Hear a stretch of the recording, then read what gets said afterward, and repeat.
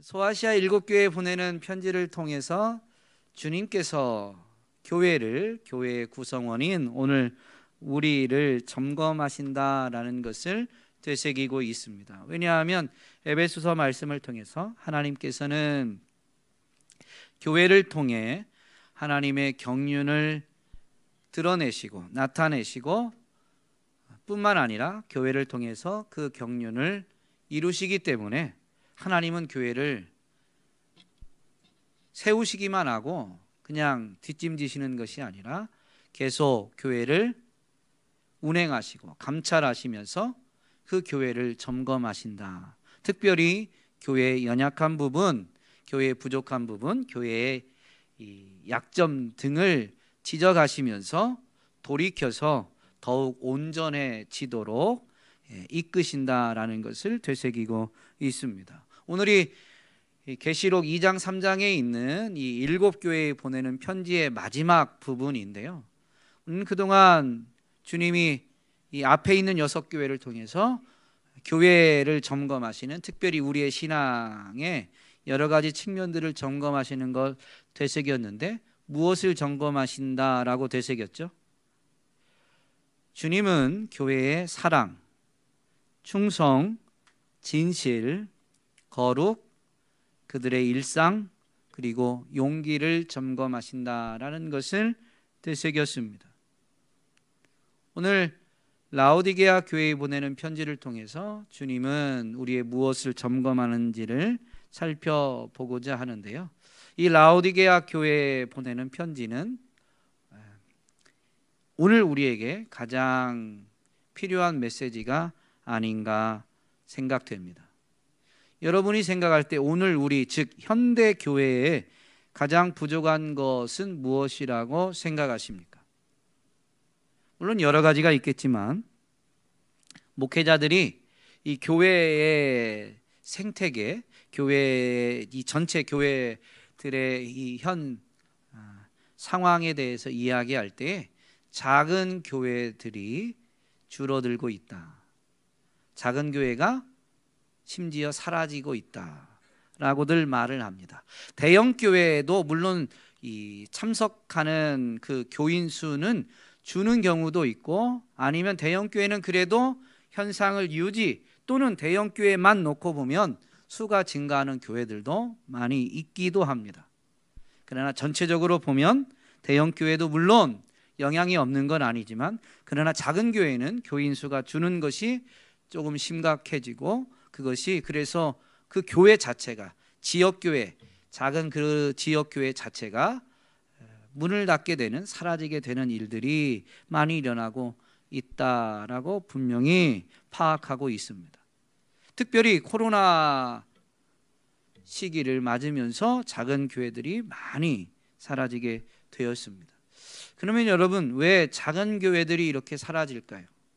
그래도 큰 교회는 남았는데 왜 작은 교회는 사라지게 될까요? 작은 교회가 사라지는 이유는 뭐예요? 성도들이 작은 교회보다 큰 교회를 선호하기 때문이죠. 그러면 왜 작은 교회보다 큰 교회를 선호할까요? 작은 교회는 주님이 안 계시고 큰 교회는 주님이 계신가요? 주님이 주로 큰 교회에 계시다가 작은 교회는, 여러 작은 교회는 한 주씩 이렇게 순회하셔서 작은 교회에서는 주님 만나기가 어렵고, 큰 교회는 많이 상주하셔가지고 큰 교회 가면 주님 만나기가 쉬워서 성도님들이 큰 교회를 선호할까요? 그러면 이유가 뭘까요? 네? 제가 얘기하는 것보다 여러분이 얘기해 주셔야 좀 좋습니다. 이유가 뭘까요?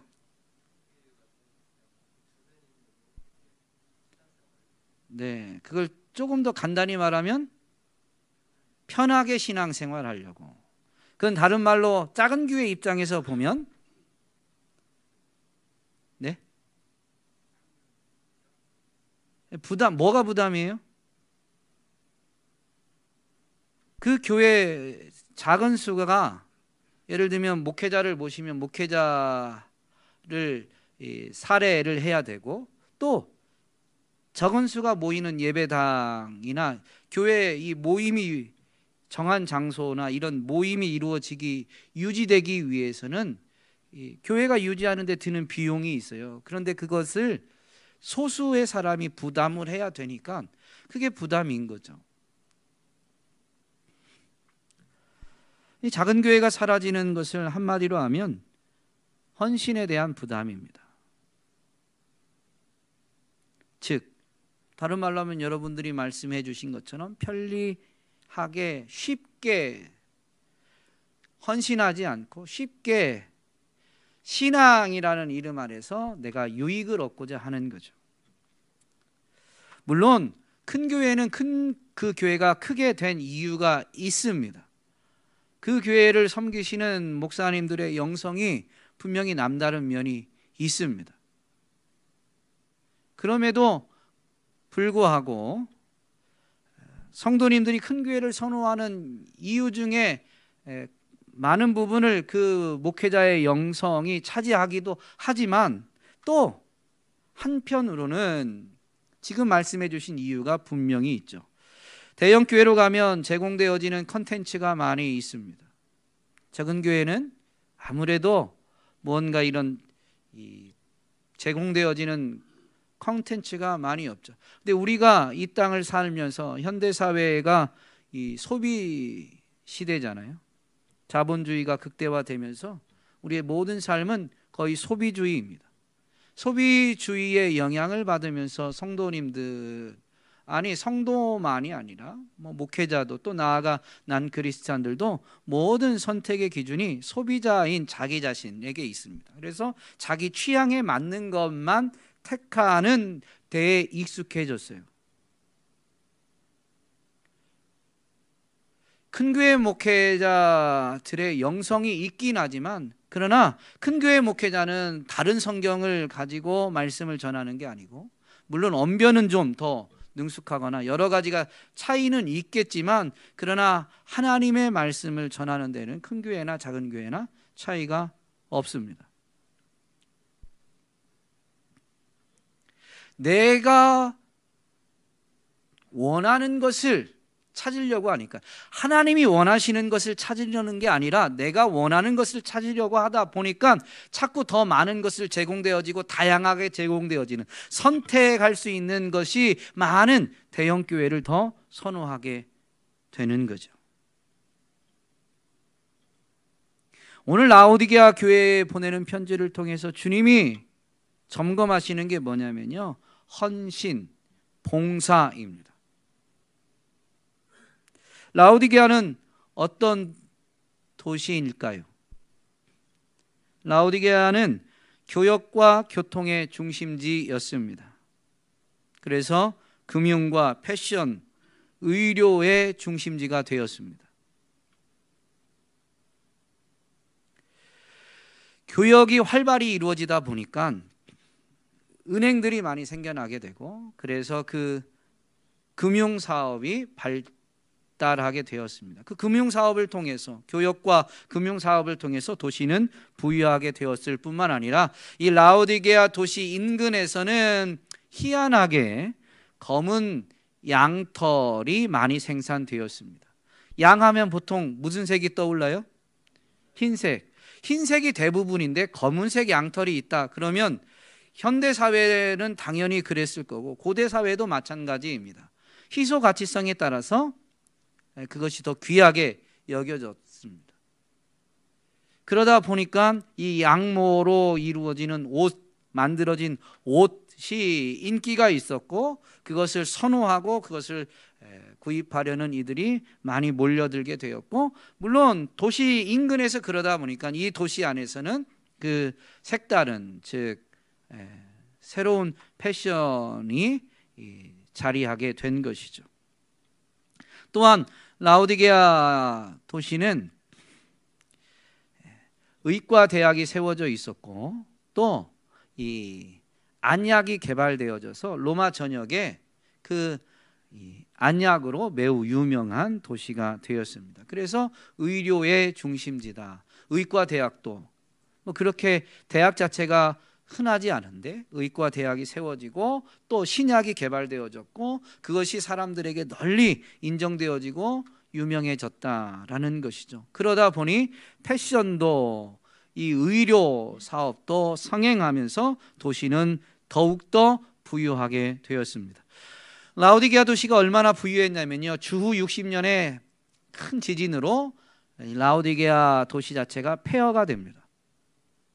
도시 전체가 폐허가 되었는데요, 로마 당국, 로마 정부의 지원 없이 이 도시의 시민들이 그냥 우리는 지원 안 해도 됩니다 라고 자기들의 그 쌓아놓았던 부를 가지고 도시 자체를 재건해냅니다. 그만큼 부를 축적한 부유한 도시였다라는 것이죠. 지리학적으로는 높은 고원지대에 위치해 있었고요, 이 지대 안에서 나는 물은 식수로는 적합하지 않았습니다. 광물질이 좀 많이 포함되어져 있어서 식수로 활용하기에는 원활하지는 않았습니다. 그래서 부유했던 이 도시는 좋은 물이 있는 인근에서 도수관을 설치해 가지고 물을 가져다가 사용하게 됩니다. 라오디게아에서 북쪽으로 10km 떨어진 데 히에라볼리라는 지역이 있는데 거기에는 유명한 온천이 있습니다. 치유 효과가 있는 온천으로 아주 유명했습니다. 이건 식수는 아니지만 물이 치유에 효과가 있다라니까 의료 사업이 성행했던 이 도시에서는 그 히에라볼리까지 도수관을 설치해서 그 온천수를 끌어다가 사용하게 됩니다. 물이 히에라볼리에서는 온천수니까 매우 뜨거웠는데 이것이 10km를 도수관을 통해서 오다 보니까 라오디게아 도시에 오면 이 물이 미지근하게 됩니다.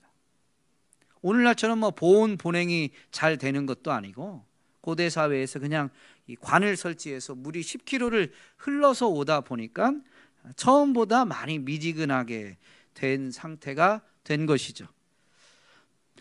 이 물은 식수로는 적합하지 않았으니까 식수를 끌어들이게 되는데 라오디게아에서 동쪽으로 16km 떨어진 곳에 골로새라는 도시가 있습니다. 성경에 골로새서가 있죠.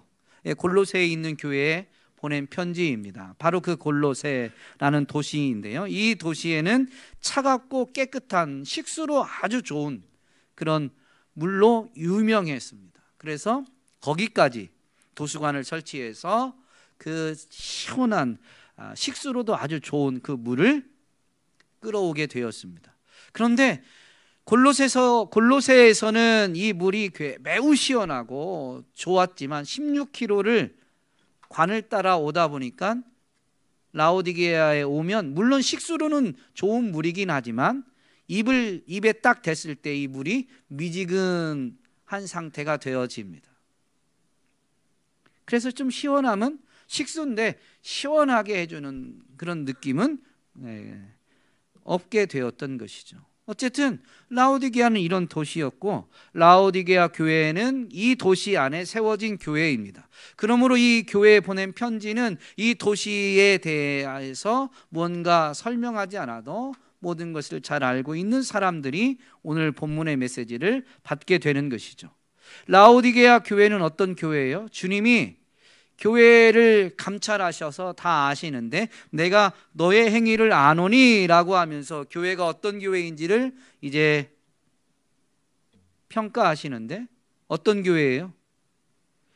이 앞에 보면 교회를 향해서 내가 너의 행위를 아노니 라고 하면 그 다음에는 그 교회의 좋은 점, 장점이 나왔었는데 사대교회 그리고 라오디게아 교회만 내가 너의 행위를 아노니 라고 말씀하시고 칭찬이 없어요. 장점이 없어요. 바로 책망이 나옵니다. 사대교회는 뭐라고 책망하셨어요? 내가 살아있다는 이름은 있지만 실상은 죽은 자다 라고 내가 너의 행위를 아노니 하면서 이렇게 바로 교회를 책망하셨습니다. 오늘 라오디게아 교회는 네가 차갑지도 않고 뜨겁지도 아니하다. 차갑든지 뜨겁든지 해야 된다라고 분명히 말씀하시면서 그들이 미지근한 상태에 있음을, 그런데 이 미지근한 상태에 대해서 주님은 왜 이게 책망이냐면, 이어지는 말씀에 보면 돌이키지 않으면, 즉 차갑든지 뜨겁든지 하지 않으면, 미지근한 상태로 계속 있으면 내가 너를 토하여 버리리라 라고 주님이 경고하시기 때문에 미지근한 이 상태는 분명히 책망입니다. 그러면 차갑든지 뜨겁든지 하라는 건 무슨 의미일까요?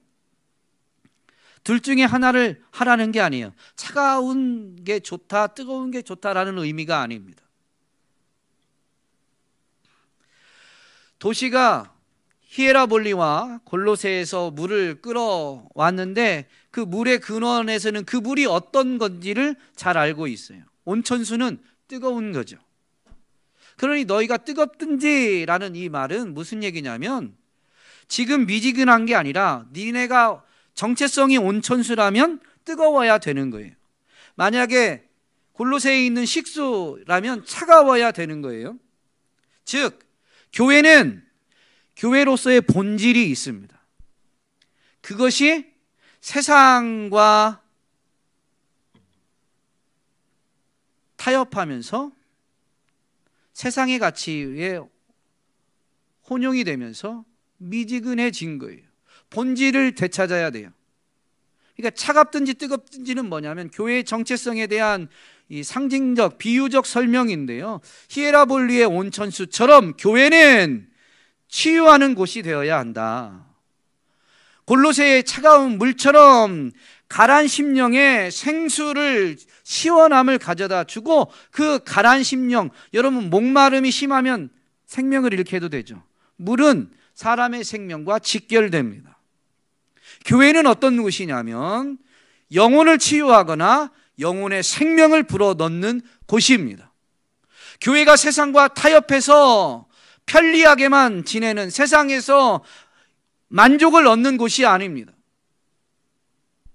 교회는 영혼의 치유가 일어나고 영혼의 생명이 회복되어지는, 영혼이 살아나는 곳이어야 한다라는 의미가 차갑든지 뜨겁든지 해야 된다라는 이 주님의 말씀의 의미인 것이죠. 그렇기 때문에 사실 미지근하면, 즉 교회가 본질을 잃어버리면 교회의 주인 대신, 교회의 머리 대신 주님으로부터 버려지게 된다라는 의미입니다. 여러분, 라오디게아 교회는 그 교인들이 스스로 어떻게 생각하고 있었냐면, 우리는 부자여서 부족한 것이 없다. 교회가, 교인들이 부족한 게 없대요. 그러면 외형적으로 이 교회는 좋은 교회일까요? 아닐까요? 좋은 교회죠. 외형적으로 볼 때, 사람의 눈으로 볼 때, 평가해 보면, 분석해 보면 이 교회는 부족한 게 없어요. 그러니 사람의 눈으로 볼 때는 좋아 보입니다만은 주님의 평가는 사람의 평가와 다릅니다. 라오디게아 교회에 내가 너의 행위를 아노니 라고 하면서 미지근한 것을 지적하셨는데요, 이 교회는 여러분 환난이나 핍박이 없어요. 이 앞의 교회는 환난과 핍박, 어려움이 분명히 있었습니다. 칭찬을 받든 책망을 받든 교회들이 환난과 핍박, 어려움 가운데 처해 있었어요. 그런데 라오디게아 교회는 어려움, 환난이, 핍박이 없어요. 그리고 도시는 물질적으로 풍요하고 교회도 부자래요. 부족한 게 없대요. 그러면 이 미지근한 것이 책망받는 이유는 무엇일까요? 이러한 것 때문에 영적으로 안일해진 겁니다.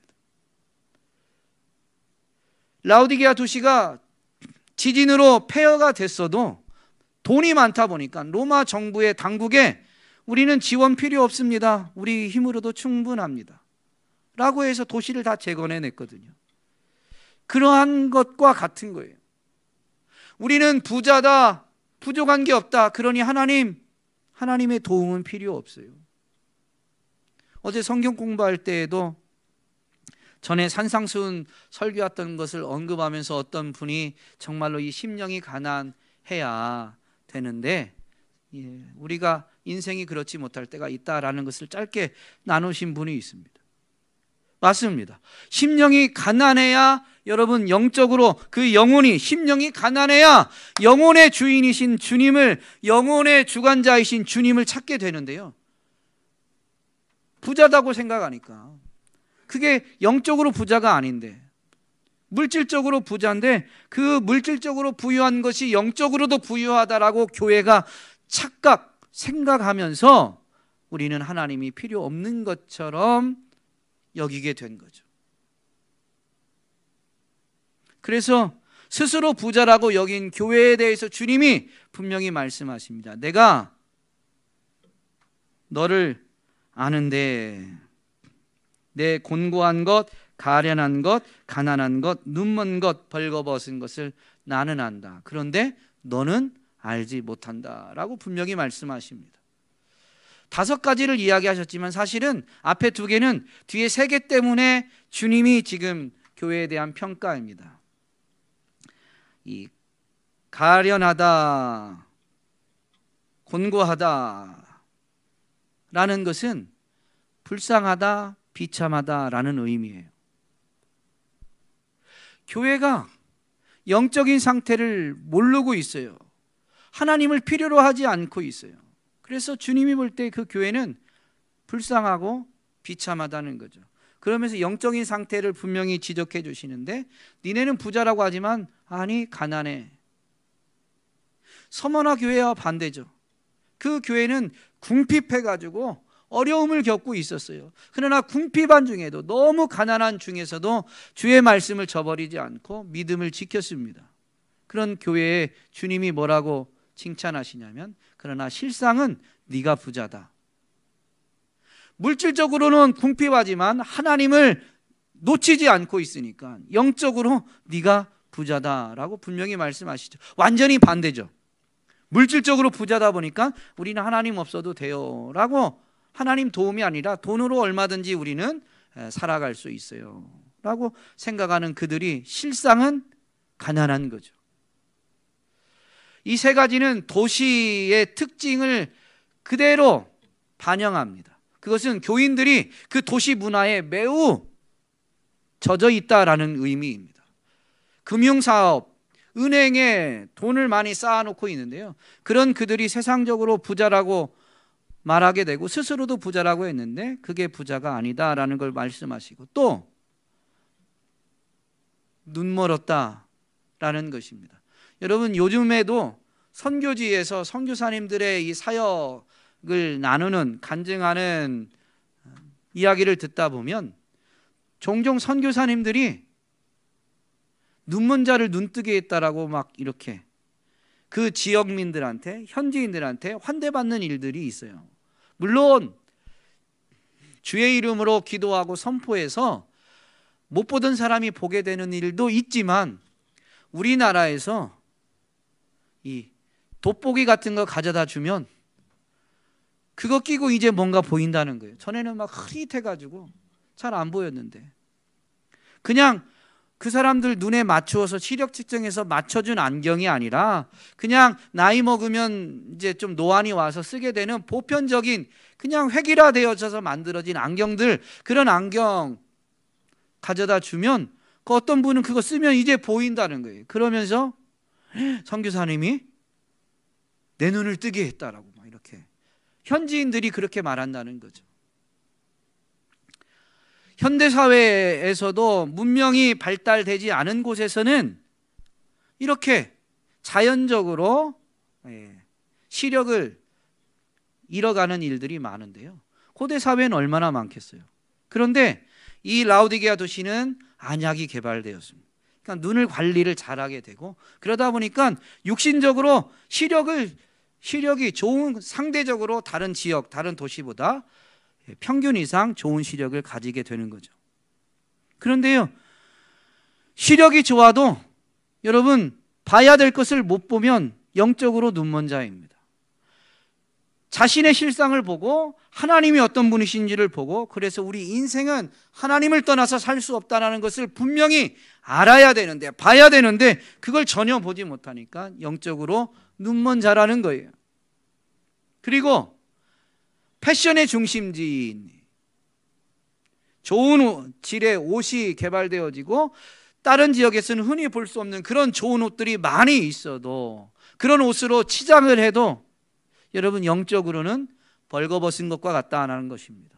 여러분, 영적으로 벌거벗은 게 뭐예요? 구약 성경을 보면 하나님이 선지자를 보내서 이스라엘 백성들에게 너희가 벌거벗었다라고 책망하십니다. 그 선지자를 통해서 책망받는 이스라엘들은 벌거벗었다라고 책망받았는데요, 그들의 실제 생활에서는 도대체 어떻게 하고 있었기에 선지자가 그들에게 벌거벗었다라고 책망했을까요? 선지서를 보면 그들이 우상을 숭배하게 됩니다. 그 우상을 숭배하는 게 영적으로 뭐예요? 간음이에요.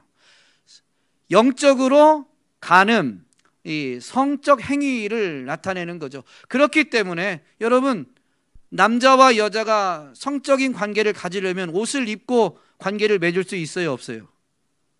어려운 질문들이었나요? 설교 시간에 너무 야한 얘기 하나요?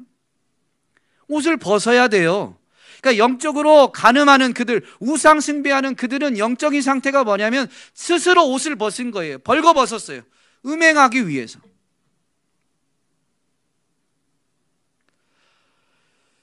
그런데 그 벌거벗은 그것이 만약에 다른 사람에게 보여지게 되면 여러분, 그게 자랑스러울까요? 부끄러울까요? 아무리 부부관계여도 남이 보는 데에서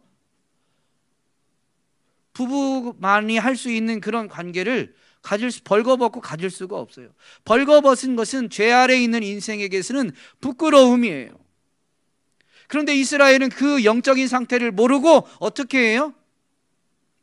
우상을 너무 많이 숭배하는 거죠. 그래서 주님이 선지자를 통해서 분명히 지적한 것입니다. 라오디게아 교회, 나는 부자라 부유하여 부족한 것이 없다라고 하나, 인생이 하나님을 의지하고 하나님을 섬겨야 되는데 돈이 많다고 해서 하나님 필요 없다라고 여기는 것은, 물론 돈 자체가 어떤 형상을 갖추고 이 라오디게아 교인들이 어떤 형상, 상 앞에서 예배하거나 숭배한 건 아니지만, 전적으로 하나님을 의지하지 않는 그 하나님을 대신한 것이 사실은 인생에게는 우상인 것이죠. 그렇기 때문에 라오디게아 교회, 돈을 의지하고 그래서 하나님이 필요 없다라고 말하는 이 라오디게아 교회는 영적으로 지금 우상 숭배한, 간음한 것입니다. 간음하고 있는 그들이 실제 영적인 상태가 뭐라고요? 벌거벗은 거예요. 하나님이 선지자를 통해서 그들의 벌거벗음을 책망합니다. 지적하고 꾸짖는데, 그러면서 회개를 촉구하죠. 여호와께 돌아와라. 그런데 돌이키지 않으면 어떻게 하신다고 선지자를 통해서 하나님이 말씀하세요? 내가 너희를 심판하리라. 그 심판이 뭐냐면 너희가 행한 대로 갚아주는 거예요. 너희가 벌거벗었으니, 하나님이 벗기신 게 아니라 그들이 음행을 행하려고 벌거벗었기 때문에 하나님이 그들이 벌거벗은 대로 만들어주겠다라는 거예요. 그게 뭐냐? 수치를 당하게 하겠다. 영적으로 수치를 당하는 거예요. 돈을 신뢰했던 자들이 돈이 우리를 지켜주지 못한다는 아픔을 겪게 됩니다. 하나님의 징계고 심판입니다. 사람을 의지했던, 관계를 의지했던 사람들이 관계에서 아픔을 겪어요. 물론 관계가 필요치 않은 건 아니에요. 그러나 그 관계 때문에 하나님이 필요 없다라고 여긴다면 언젠가는 그 관계 때문에 아픔을 겪게 됩니다. 사람이 나를 보호해주고 나를 지켜주는 게 아니구나라는 것을 깨닫게 하시는 거예요. 우리가 그걸 택했기 때문에, 그로 인해서 우리가 벌거벗었기 때문에 수치를 당하게 되는 것이죠. 오늘 본문에서도 라오디게아 교회에 돌이키지 않으면, 회개하지 않으면 어떻게 돼요? 하나님의 심판이 있겠다. 토하여 버리리라 라고 분명히 말씀하시죠. 라오디게아 교회의 상태를 말씀하신 주님은 라오디게아 교회를 사실은 치유하시고 회복하시길 원하시는 분이십니다. 주님은 그런 라오디게아 교회에 자신을 어떤 존재로 계시하십니까? 오늘 본문에 보면 아멘이시고 충성되고 참된 증인이시고 하나님의 창조의 근본이시다라고 자기 자신을 계시하십니다. 아멘이라는 이 히브리어는 확증하다, 입증하다, 진실하다라는 의미가 있습니다. 예수님이 육을 입고 이 땅에 오셔서 하나님 나라를 가르치실 때, 특별히 더 강조하는 중요한 진리를 가르치실 때에는 이 아멘이라는 말을 사용하셔서 가르치셨습니다. 진리, 즉 하나님에 대한 고백과 선포가 울려 퍼지는 시편에 보면, 그래서 그분 앞에는 마땅히 찬양을, 감사를 올려드려야 되죠. 그래서 시편의 이 고백을 보면 여호와는 선하시니, 또는 여호와는 인자하시다, 여호와는 어떤 신실하시다, 이런 고백과 함께 그래서 그분을 찬양하라 라고 하면 뒤에 무슨 말이 나와요? 아멘. 항상 나오는 건 아니지만 아멘이라는 말이 나와요. 그것은 여호와가 선하시다라는 게 진실하다라는 의미이고, 그분이 선하시기 때문에 인생은 그분을 찬양해야 된다라는 것도 또한 진실로 그러하다라는 의미가 아멘에 있는 거예요. 어쨌든 예수님은 이렇게 중요한 진리를 가르치실 때 아멘을 사용하셨는데, 우리말 성경에서 보면 공관복음에서는 진실로 라는 표현으로 번역되어져 있습니다. 예수님이 말씀하시되 내가 진실로 라고 할 때 이 진실로가 바로 히브리어 아멘을 번역한 의미입니다. 요한복음에서는 이것을 거듭 사용하시는 기록들이 많죠. 내가 진실로 진실로 너희에게 이르노니, 아멘을 2번 연속 사용하신 거예요. 더욱 강조하시는 의미이죠. 시편에도 아멘이라는 이 표현이 있기도 하고 아멘, 아멘이라는 표현도 나옵니다. 여러분, 하나님의 말씀을 받을 때 성도는 어떻게 받아야 되냐면, 하나님의 말씀이 진리예요, 아니에요? 그게 여러분의 믿음이죠. 그러면 목사의 설교를 듣는 중에 저 메시지는 하나님의 말씀이다, 박민수 목사가 하는 그냥 설교가 아니라 하나님의 말씀이다 라고 생각되어지고 감동되어지면 여러분 그때 아멘 하셔야 돼요. 바울이 데살로니가 교회에 분명히 편지하잖아요. 너희가 하나님의 말씀을 받을 때 아멘 하여서 하나님께 영광을 돌렸다. 여러분, 선포되어지는 목사를 기분 좋게 하라는 게 아니에요.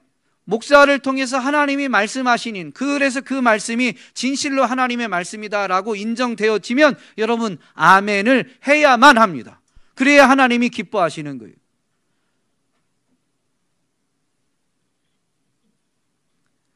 감동이 진하게 오면 아멘, 아멘 하는 것도 합당한 거죠. 성경에도 예수님도 직접 사용하셨으니까요. 충성되다라는 것은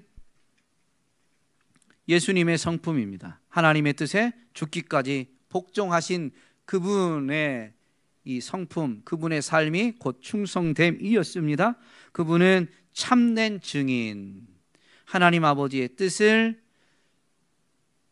증언하는 진실된 참된 증인이다라는 것이죠. 아멘이시다라는 이 말씀과 충성되고 참된 증인이시다라는 이 말씀, 자기 계시를 통해서 예수님이 나타내시고자 하는 건 뭐냐면, 라오디게아 교회에 주시는 말씀, 던지시는, 선포하는 그 메시지가 진실로 그러하다, 하나님의 뜻으로부터 나온 참된 진리의 말씀이다라는 것을 강조하기 위해서 자신을 이렇게 계시하신 것입니다. 그러므로 스스로 판단하고 있는, 스스로 가진 생각을 깨트리는 그 생각과 반대되는 주님의 말씀 앞에 이 라오디게아 교회는, 성도들은 주님이 지금 주시는 말씀이 아멘, 진실이구나, 그 메시지가 하나님으로부터 온 참된 말씀, 진리구나 라고 받아들여야 되는 것이죠. 또한 창조의 근본이시다, 하나님의 창조의 근본이시다라고 했는데요, 이 말은 무슨 의미냐면 세상에 존재하는 모든 것의 시작이 주님이시고 세상에 존재하는 모든 것의 원천이시다. 그래서 지금 존재하는 모든 것도 주님의 주권 아래, 주님의 다스림 아래 있다라는 의미예요. 라오디게아 교회는 그러면 이 말씀 앞에 자신들이 지금 가진 그 풍요로움이 누구께로부터 왔다는 걸 알아야 되는 거예요? 주님께로부터. 내가 부자기 때문에 부족한 게 없는 게 아니라 지금 내가 부족함이 없게 된 것이 주님으로부터 온 은혜구나라는 걸 알아야 되는 거예요. 주님은 이걸 알게 하기 위해서, 그래서 부자여서 부족한 것이 없다라고 안일함 가운데 나태함 가운데 있는 그들이 영적인 눈을 열어 주님께 나올 수 있도록 만드시기 위해서 자신을 이렇게 계시하시는 것입니다.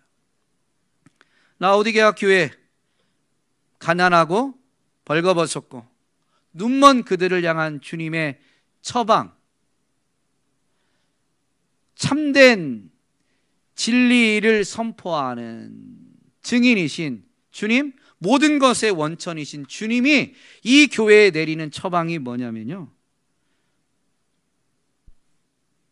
18절과 19절을 보면 내가 너를 권하노니 내게서 불로 연단한 금을 사서 부요하게 하고 흰옷을 사서 입어 벌거벗은 수치를 보이지 않게 하고 안약을 사서 눈에 발라 보게 하라. 물은 내가 사랑하는 자를 책망하여 징계하노니 그러므로 내가 열심을 내라, 회개하라 라고 말씀하시죠. 여러분, 처방이 뭐예요? 간단히 말씀드리면 주님께 와서 부족한 것을 사라는 거예요. 그게 이 도시의 현재 상황, 그 도시의 실정에 그대로 영향을 받은 교회의 그 도시의 실정을 반영해서 말씀하신 거예요. 금융업이 발달한 그들이 가난하기 때문에 정말로 은행에 가서 쌓아놓은 돈을, 저축한 돈을 또는 대출을 통해서 돈을 유용하는 것처럼 정말로 없다라면 어떻게 해야 되냐면 그것을 공급해 줄 수 있는 주님께 와서 사야 되는 거예요. 여러분, 뭘로 사요?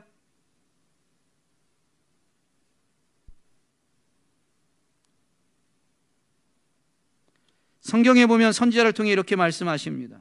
오라, 너희 모든 목마른 자들아, 물로 나오라. 돈 없는 자도 오라. 너희는 와서 사 먹되 돈 없이 값 없이 와서 포도주와 젖을 사라. 이건 이사야 선지자를 통해서 이스라엘 백성들에게 선포하신 말씀인데요, 가난 심령 굶주린 영혼에게 하신 말씀이에요.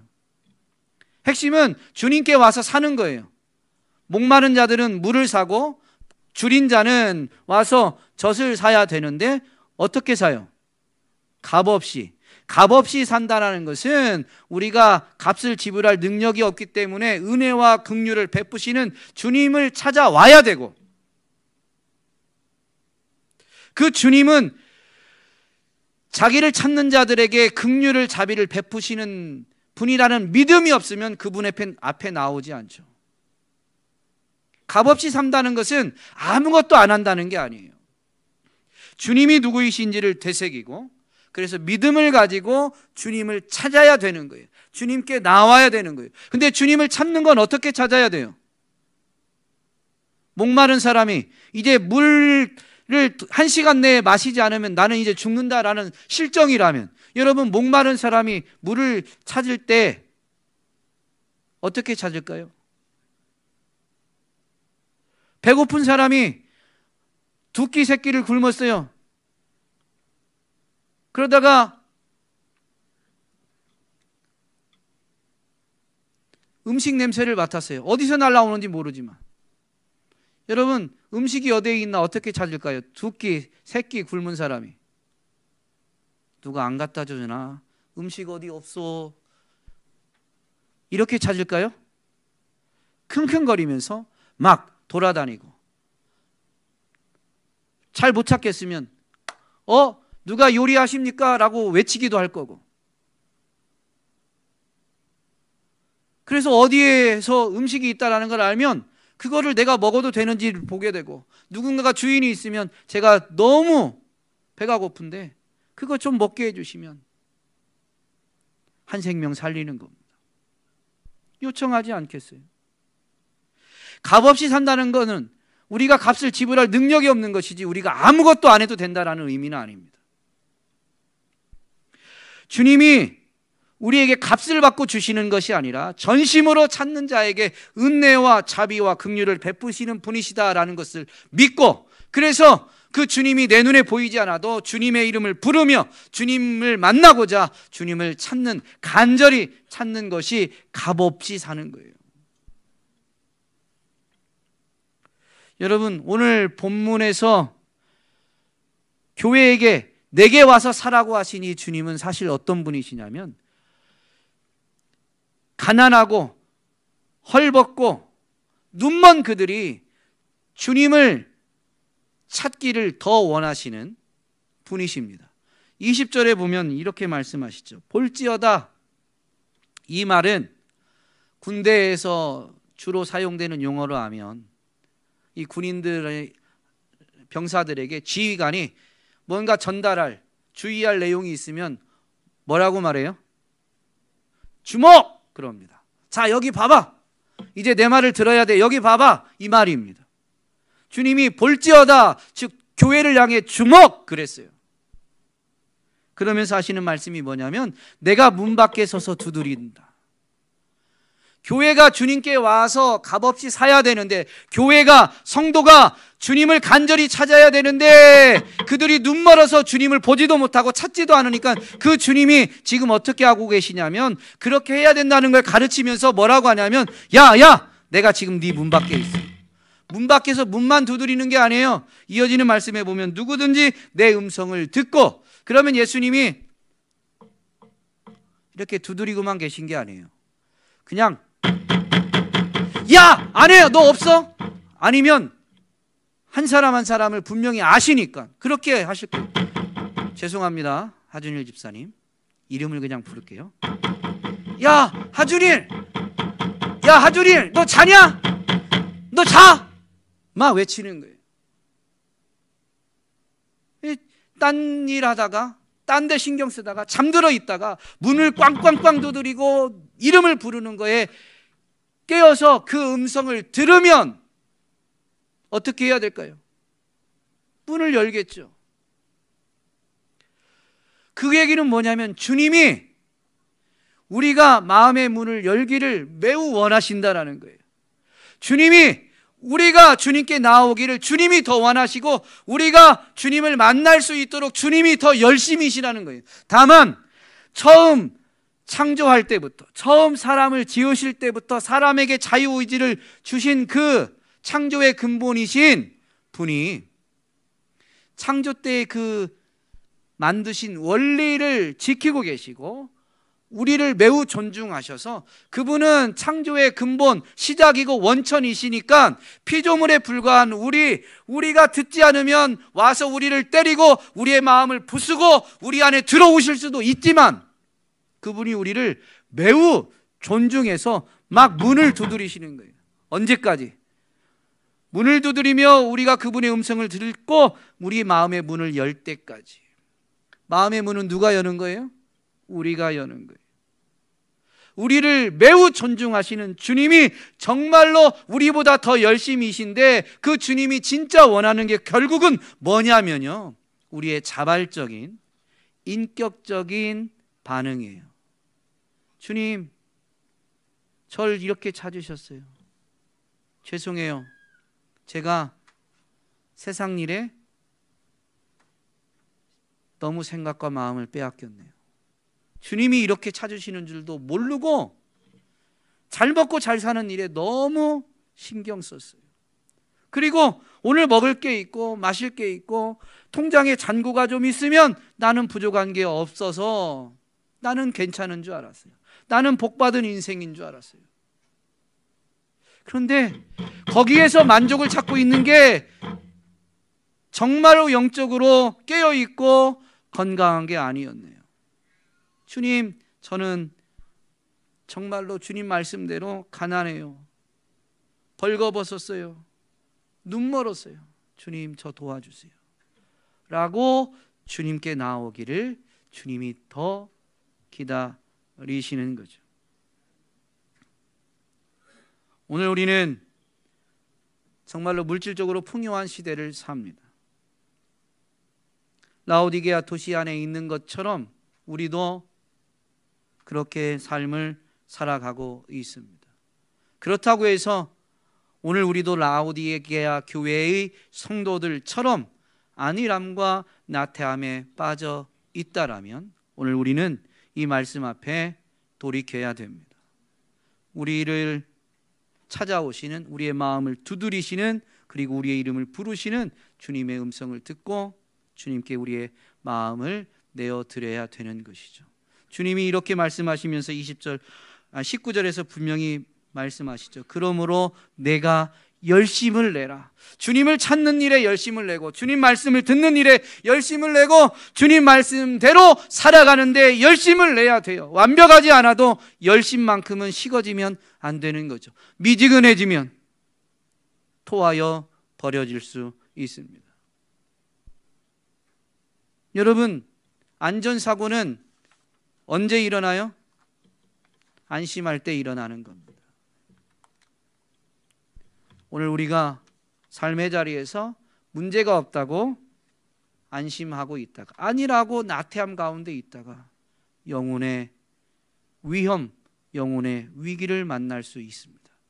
그것 또한 하나님의 은혜의 기회이지만 깨닫지 못하고 계속 물질적인 세상적인 것 때문에 안일함 가운데 있다가는